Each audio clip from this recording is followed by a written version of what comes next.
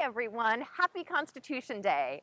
I'm Elizabeth Wydra, president of the Constitutional Accountability Center, and I have two constitutional moments to share with you today.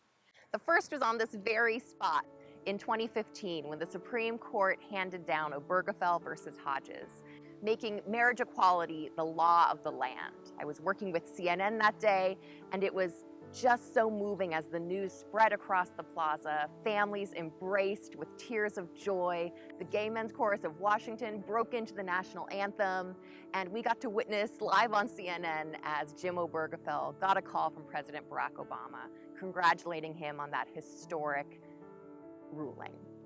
Now, that was a day that reminded us that the courts can push us further along the arc of constitutional progress, making real the promises of the 14th Amendment that guarantees equality to all persons.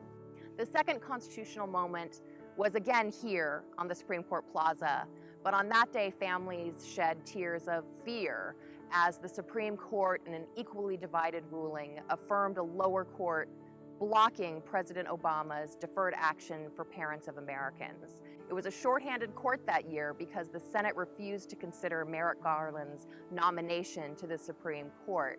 And in that ruling, it was a reminder that the Constitution gives to we the people the ultimate responsibility and right to vote to ensure that we have leaders in place who will enact policies that reflect our constitutional values of inclusion and equality and justice, as well as electing leaders who will put onto the bench judges who fulfill the promise of the Constitution's progressive text, history, and values.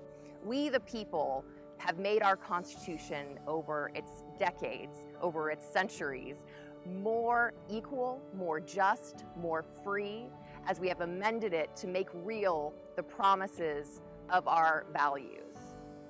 Thank you for celebrating Constitution Day with us today, and it's our work every day to make real the promises of the Constitution.